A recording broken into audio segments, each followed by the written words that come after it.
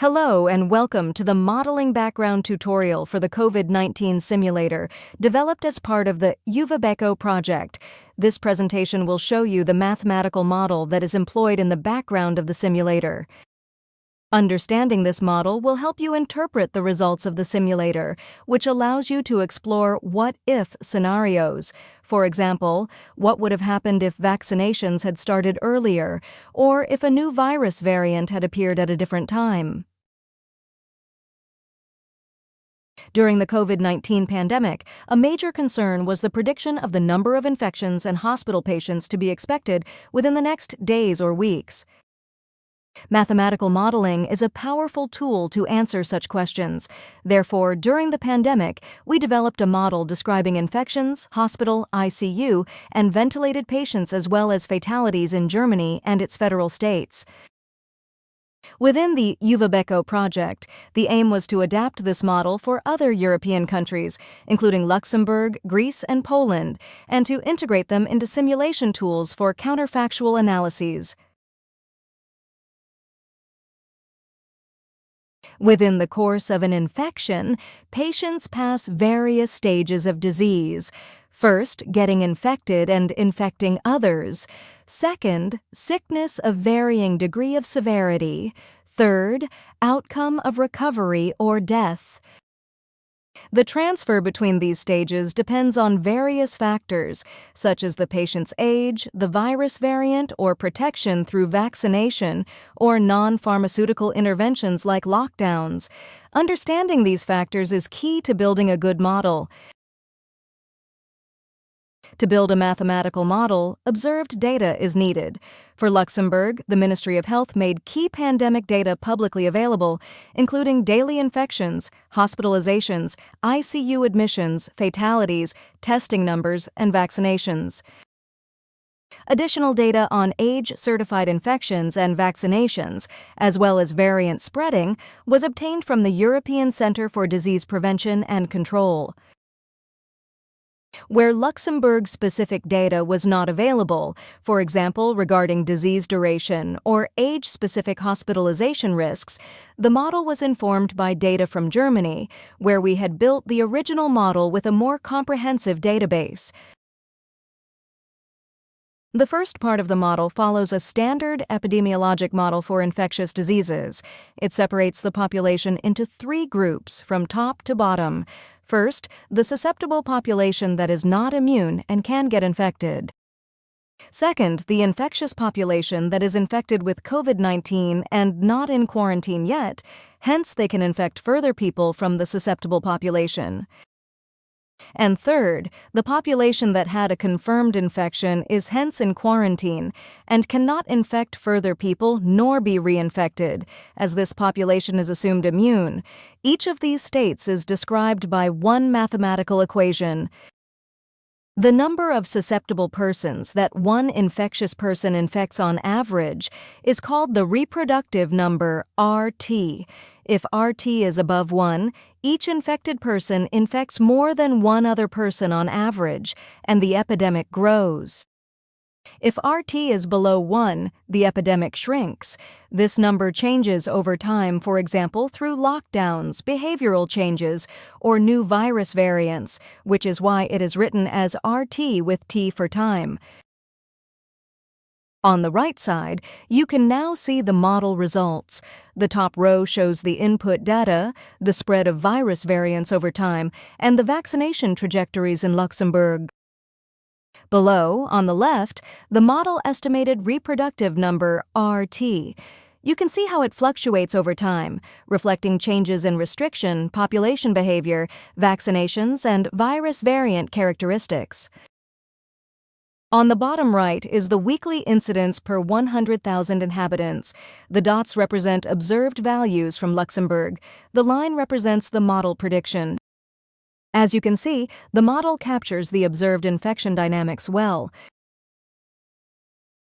The model was then extended to differentiate between patients treated at home, hospital inpatients, and those requiring intensive care. Several factors influenced who ended up in which categories.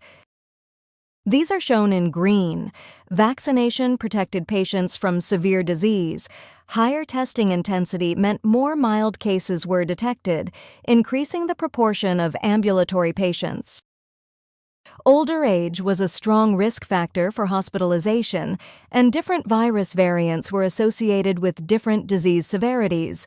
For the subgroup of inpatients requiring ICU treatment, age and virus variant were the strongest predictors.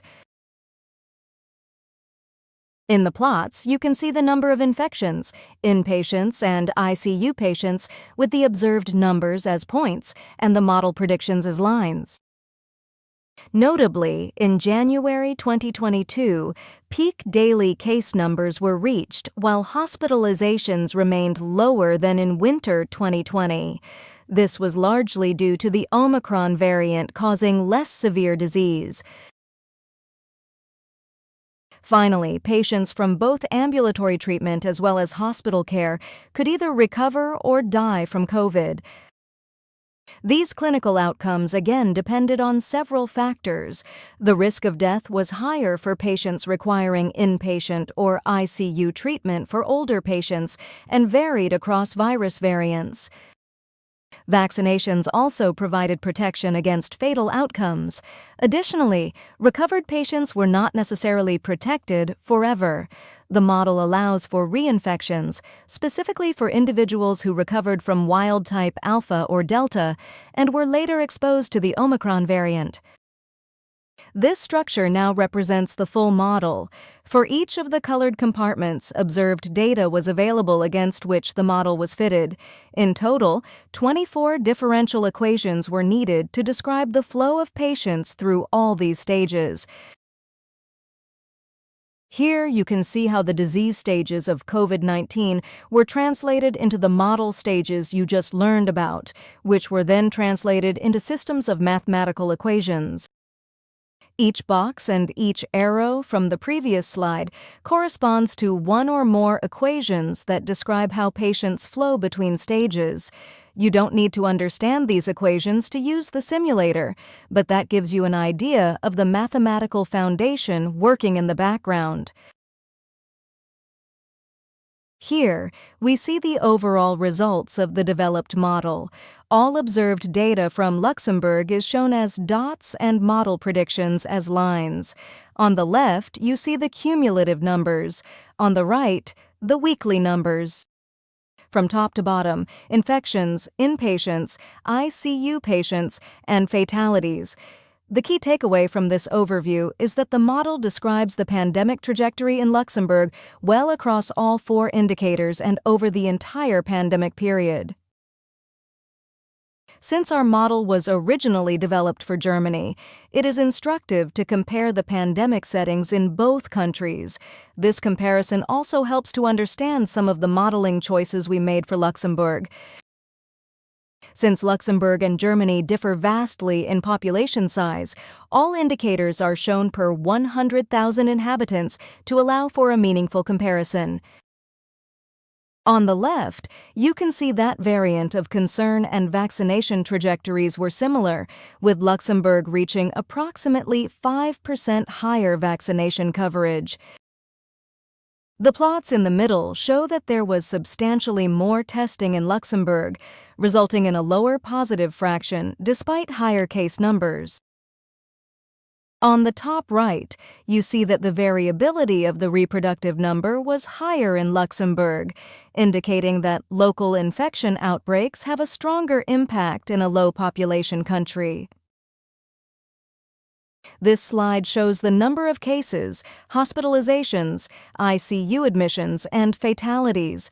Throughout the pandemic, the ratios of patients and fatalities over daily cases were consistently higher in Germany. This does not mean the disease was more severe in Germany. Rather, it reflects that Luxembourg's more extensive testing captured a larger share of mild cases, bringing the ratios down. This is an important insight because it influenced how we calibrated the hospitalization model for Luxembourg compared to Germany. Now, I want to show you an example of the counterfactual simulations I mentioned at the beginning. The simulator allows us to explore what-if questions by changing specific parameters and observing how the pandemic trajectory would have changed. For this example, we look at the beginning of 2021, when the emergence of variant Alpha and the rollout of vaccinations happened in parallel. The questions we want to answer are, what would have happened if Alpha had appeared just 1 week earlier? And could a different vaccination strategy have counterbalanced this earlier appearance? Both of these questions can be answered by performing variant modifications and vaccination scenarios in the simulator.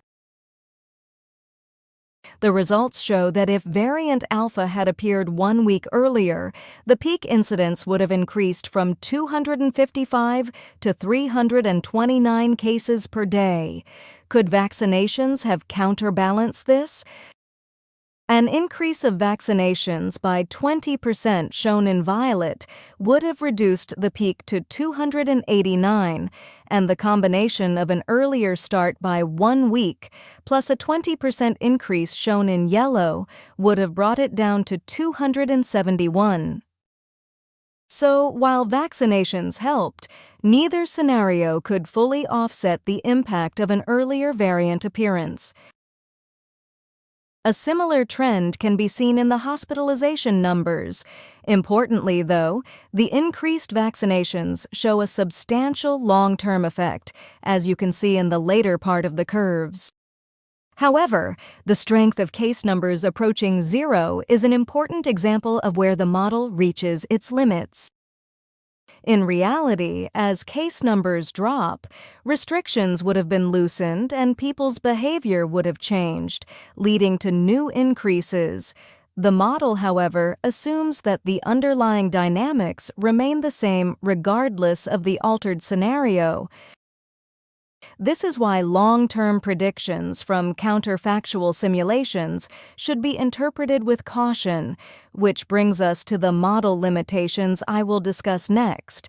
The model has several limitations caused by assumptions that needed to be made due to lack of information. First, the model assumes lasting immunity following infection, with the sole exception of Omicron reinfections among individuals previously recovered from wild-type Alpha or Delta. Second, while the model adjusts hospitalization rates for testing intensity, no undetected infections were explicitly included. Hence, immunity following an undetected infection is not accounted for. However, these two limitations have opposite effects. One is overestimating susceptibility. The other underestimates it, potentially partly counterbalancing each other. Third, vaccinations were only stratified by first receiving the full vaccination and the first booster. Later, booster vaccinations were not accounted for. These limitations all cause uncertainty regarding the susceptibility of the population for further infections. Therefore, model predictions far into the future must be interpreted with caution, as we just saw in the simulation example, where short-term effects were captured well, but long-term projections are less certain. To summarize, the mathematical model that powers the Luxembourg COVID-19 simulator describes the pandemic trajectories well across infections, hospitalizations, ICU admissions, and fatalities. Various factors influencing virus spreading and disease severity were identified and implemented, including vaccination rollout, variant characteristics, patient age, and testing intensity. Some of these can be altered within the simulator to explore counterfactual scenarios, as we just saw with the variant Alpha example. When interpreting simulation results, keep in mind the model limitations we discussed, especially for long-term projections.